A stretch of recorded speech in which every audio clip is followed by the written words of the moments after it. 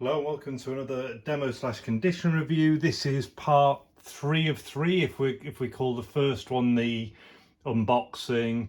The second one was kind of an update of how I was getting on with the restoration. Then this is part 3, which is the completed restoration. And then part 4 will be moving on to the Millennium Falcon, or that might be part 1 of that series. But anyway, regardless, this is the completed phase of the 4 Kenner Snowspeeders, 1980 versions. Arrived with me, spares and repairs, and we looked through like my initial findings in part 1.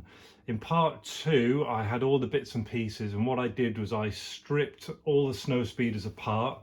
I cleaned everything, so you know, the upper and lower bodies and every single item that I had, be it the mid or the rear engines. Everything was scrubbed and cleaned. I then set about, in essence, working out how many I could build from my spares and repairs, and started getting parts in. And one thing I can tell you is that it's fine if you've got a Snowspeeder and you're just missing maybe an item. You're just missing a cannon, or you're just missing something. You can pay, you know, quite a lot of money, but just buy the one item to set it right.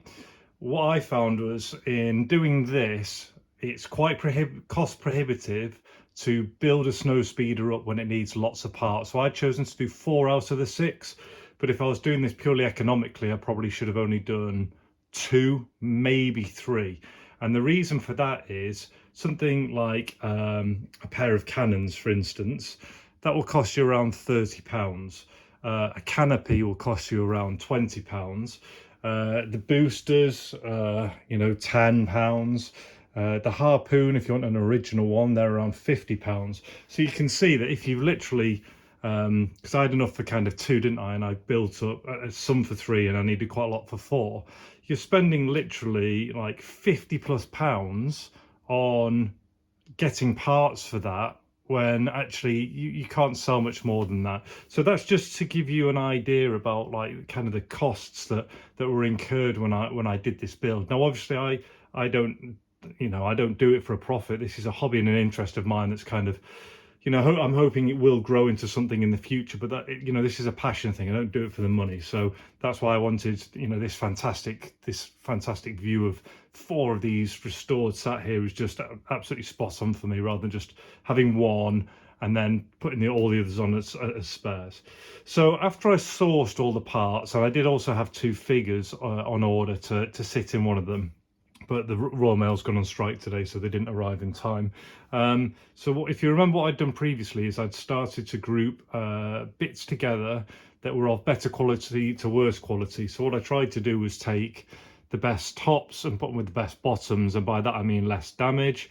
I would take the best canopy, so it might have two of the little prongs in it, and maybe the glass might be clearer, and then slide that all the way down in terms of either damage or discoloration or little bits broken or original stickers. And that way you can basically have like best to worst, rather than having like just a hodgepodge all the way along. And I just find that's better for when you're selling it, because it allows people to have the choice of, well, they've got a certain amount of money and they're happy with the quality of one, or they might want to spend more money and get, you know, one of the more high quality ones. So what I'm going to do is, now you've seen them all here, I'm just going to go through them, pointing out some bits and bobs, you know, discussing things, and at the same time demoing each of them. So 1, 2, 3, and 4. So I'll move 2, 3, and 4 out of the way.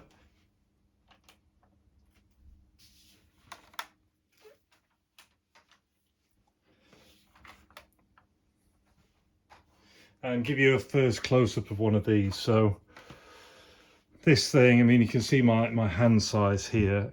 It's absolutely fantastic. I mean, what a toy. I mean, that just looks brilliant. Now these are what, 42 years old, and this thing is just incredible.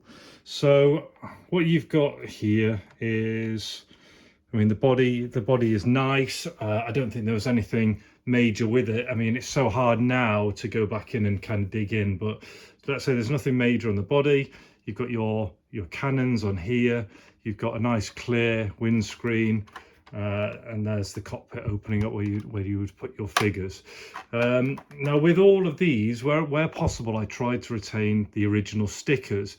If there was a sticker that was original in the right place, it would be left. If it was an original sticker but completely in the wrong place, I would remove it and put a new one there. And if a sticker was missing, I would replace it as well. And what I had found was I had to source 2 different types of stickers online.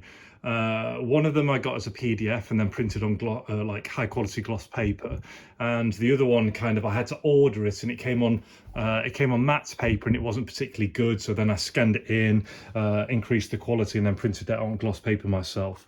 It's hard to kind of show you examples of where. So for instance, these are original stickers here and here. But that's a replacement one, that's an original one, these are original. But I think I've done a good job in that you won't really be able to tell.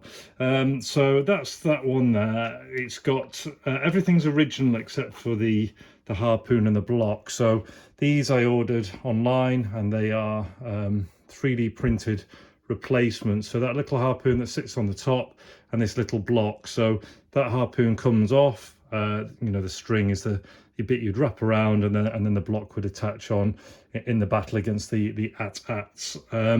Underneath, so for instance, these are replacement stickers, but they look absolutely spot on, and all the mechanism and everything's working. So if I put that in there, probably best if I do it like this.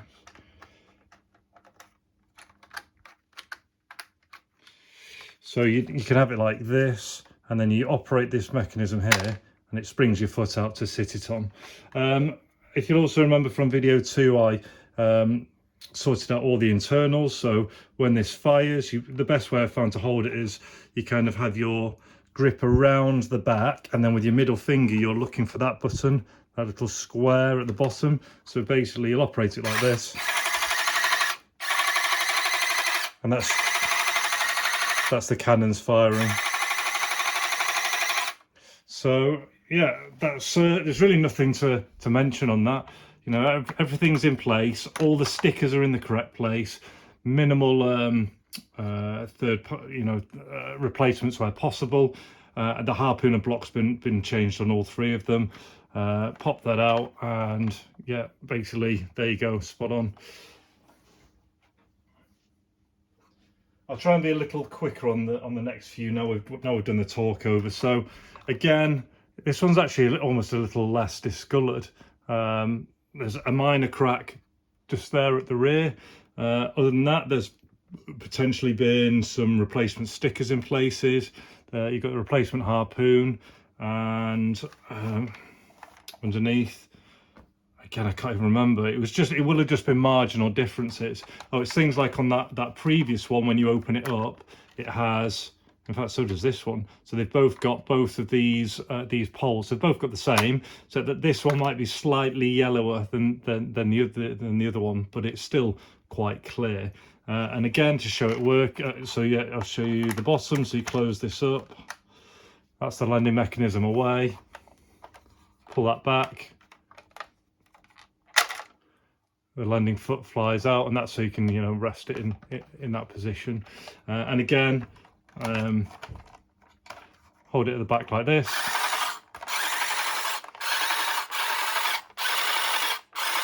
So again, you can see it all working. The light's possibly not quite as bright on this one, but still functioning. Yeah, so that's all the same again.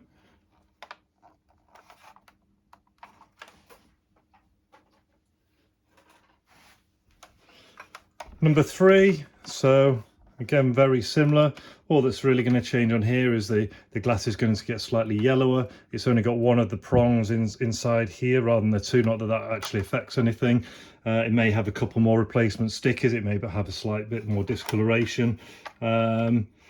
Other than that, everything else, it's all the same. It's like there'll be various amounts of sticker changes.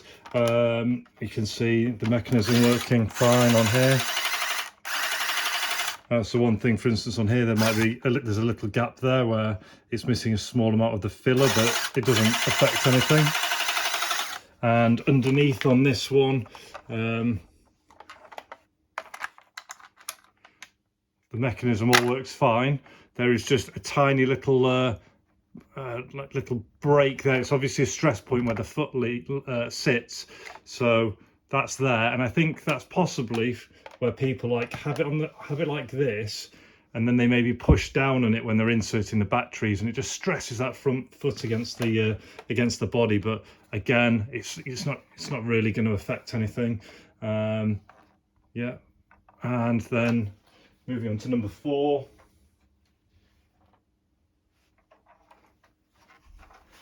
Again, mechanisms all working. Glass slightly more discoloured. Hasn't got any of the prongs inside there. This one I practically replaced all the stickers. In fact, I think I did. So if I show you a comparison, so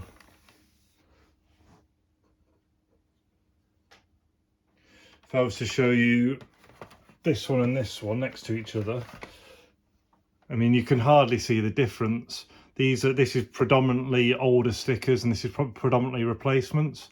So again, if I had to kind of just spot the difference with you,